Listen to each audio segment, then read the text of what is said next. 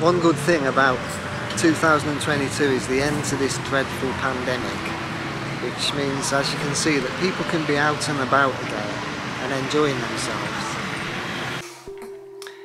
Do you know, recently there's been a lot of stuff in the media basically saying that artificial intelligence can paint, and there are computer scientists coming up with more and more algorithms to enable AI to create paintings, and they've already done it with songs. I hear that a while ago a bunch of folk songs were released which were entirely composed by a computer, and they didn't tell people that this was composed by a computer. Apparently it did quite well, and I suppose it's only a matter of time before AI starts churning out works of art, and they'll have robots able to use inkjet nozzles and all sorts of technology for the computer to actually mass produce works of art. So I suppose from my point of view, and I think anyone's point of view as someone who paints, maybe our days are numbered. All I can say is I'm glad I'm in my early 60s and I haven't got that to worry about, but I think for young artists it might well be worrying. Of course, we all know that any work of art painted by a machine is by definition soulless, right? But I think a lot of undiscerning buyers probably don't know and probably won't care about the difference, and that's the thing. So well, to all you young artists out there, all I can say is good luck.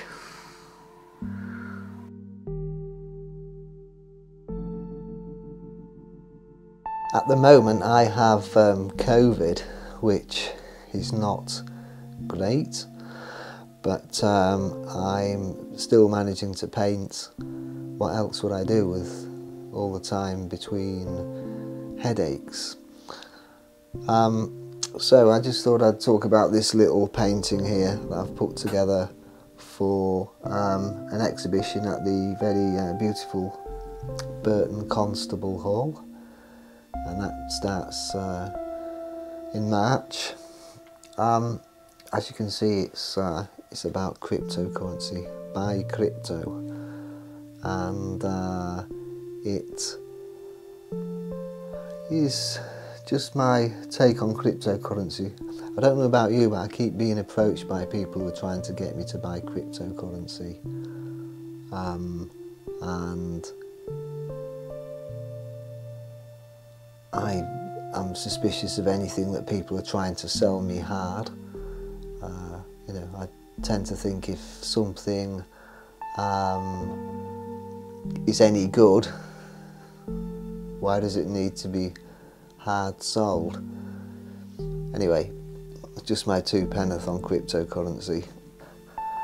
So I move the camera in a little closer, and you know, we can see the painting here. You've got the guy in the hood, maybe he's a member of Anonymous, who knows, but you know, I associate this kind of digital twilight with cryptocurrencies, because every so often you hear about people, you know, losing money on cryptocurrency, and guys like this seem to feature in it. And then you've got the sign buy crypto, which you see all over the internet, and then a little button add to cart. And then you've got some bitcoins just painted in sort of gold here. The theme of the exhibition for this is all that glitters is not gold. Then you've got some graphs, you know, which kind of show cryptocurrency going up and down, and up, down and all around. And then you've got this sort of a bit like one of those stockbrokers displays where you see all the various cryptocurrencies going up and down in value, or rather the main ones that seem to be the most popular ones. So it's just my little take on cryptocurrency, this you know, phenomenon which has emerged from the sort of digital twilight zone, and now nobody quite knows what to make of it. I understand some governments have banned it, Some governments worried about illegal transactions, tax evasions and all that, so it's just, I don't know, it's just my little take on this whole thing. And it was just a painting I'd knocked together quickly, and you know, just a bit of fun. You know, for any creative person, the idea that you might lose some of your senses is pretty devastating. So about 6 weeks ago, I got the news that I had an eye disease called wet macular degeneration, which is quite serious. That's in this eye, in my right eye. In the left eye, I've got what's called age-related dry macular degeneration. But it's this eye that's the worry, and you know, this can end very badly. So I'm hoping that the course of treatment that I've started will help, or at least will stop the condition from getting any worse. I mean, it's not too bad at the moment. There's a slight purple cast over this eye, and also when it's dark I can't see properly, or with a reading light in the evening I can't quite read properly with this eye. So it's not too bad at the moment, but it could get really bad, and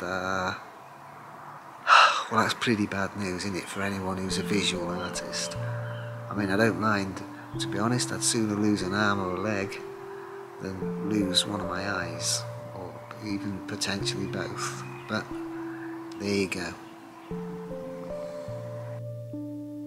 You may remember this picture. I've talked about it before, and it's just been one that's been knocking around for a while, and I've been slowly painting it up when I get some spare time. What tends to happen is an exhibition comes along, and exhibitions tend to be themed, so I'll go off and paint something that's themed for an exhibition, and this one has been kicking around for a while now, and so I'm working on it now to try and get it finished off. You can see that the hands need some more work. I've blocked in the hands, but still some work needed. The legs and the feet absolutely need a lot more work. The snake needs bringing into with a bit more contrast. The fox as well, a lot of work to be done on the fox. I've done a bit more work on the deer since last time I talked about this picture, and the rabbit as well. I brightened up the rabbit so he's not as dark as he was, and we've still got the marigolds there, and the daisies, and we've got some sunflowers and some various English plants, some poppies and so on. And I've added a little bit of a relief to this stone, which is kind of a, oh, I don't know, what would you call it, a Celtic stone, maybe a bit later than a Celtic stone, and with this is a kind of Roman figurehead painted in there. And of course, as I say, you've got the deer there, you've got the bird of prey there, you've got the owl, and over here you've got some English flowers, kind of flowers that you find in the late summer in England. And then of course the centrepiece is the lady here who's sat in a yoga position, just chilling out and enjoying herself. And I've got to do a bit more work on her, bringing her face a little bit more softer colours and a little bit more relief into the face, but it's not far off. And then I've got some work to do on this orange garment that she's working on. I've said, you know, the legs, the feet and so on still need a lot more work, but I'm slowly progressing this painting, and I hope to have it finished again shortly, though I always say that.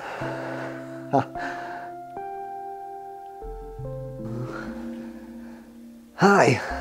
People often email me and they ask me what paints I use, so I thought I'd take you through the palette that I work with.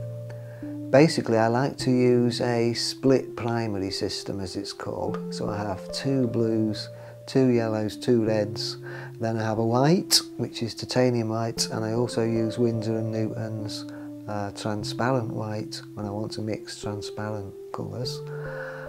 For the reds, I use this Winsor & Newton colours, at the moment all of my colours are Winsor and Newton.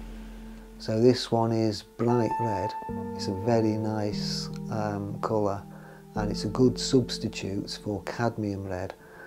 I also use permanent rose, which is the actual one of the primary colours of the Winsor and Newton artist range. So another favourite colour of mine is, talking about the blues, I use French ultramarine, which is of course a staple of many artists' palettes.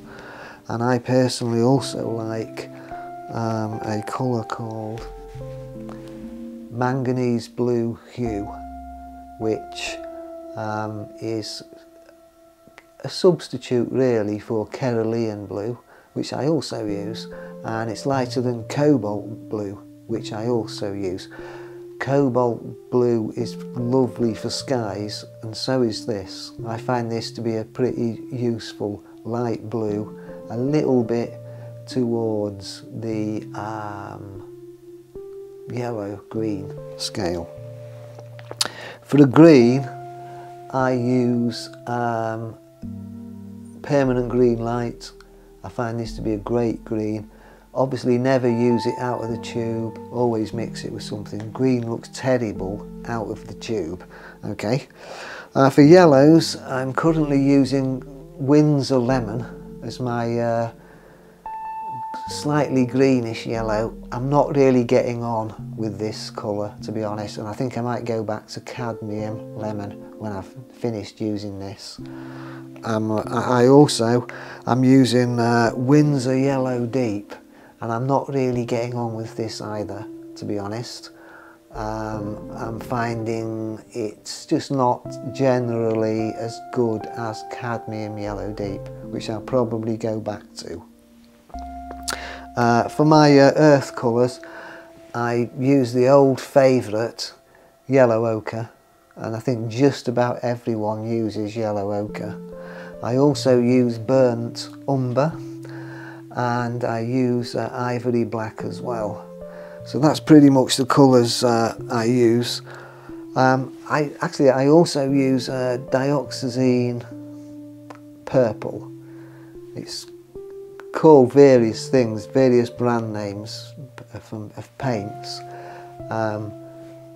Call it various things, but it's dioxazine purple. I find that's good sometimes for making shadows, and indeed Cézanne used to say that there was purple in every shadow. I'm not sure if it's entirely correct, but it certainly is often useful for painting shadows.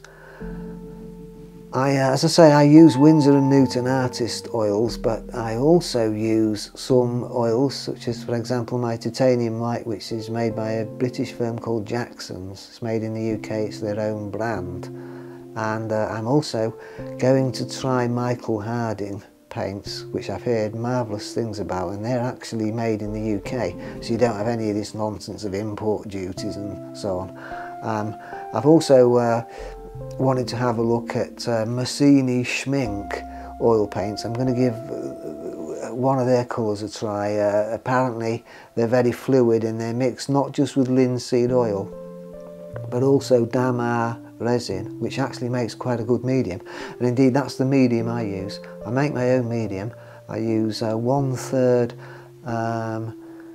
artist's white spirits, I use 1/3 damar varnish, and I use 1/3 linseed oil for my mediums. That gives you a nice medium that's fairly runny. I tried using linseed stand oil, and I found the medium to be a bit too viscous for my tastes. So no year would be complete without a visit to Greenbelt. So here I am at the Greenbelt Festival, and there's some guy in the background there singing hymns. And meanwhile I'm in the coffee bar enjoying myself. There's quite a lot of art at Greenbelt this year, and also we've had a visit from Brian Eno, who talked about, I thought quite interestingly, the difference between art and religion, that they're both, according to him, they're both made up, which I thought was an interesting way of seeing it. So, well, you know, Here we are at Greenbelt. Well, this comes to the end of my video for the summer of 2022. I hope you've enjoyed watching it. This is a painting I'm working on at the moment.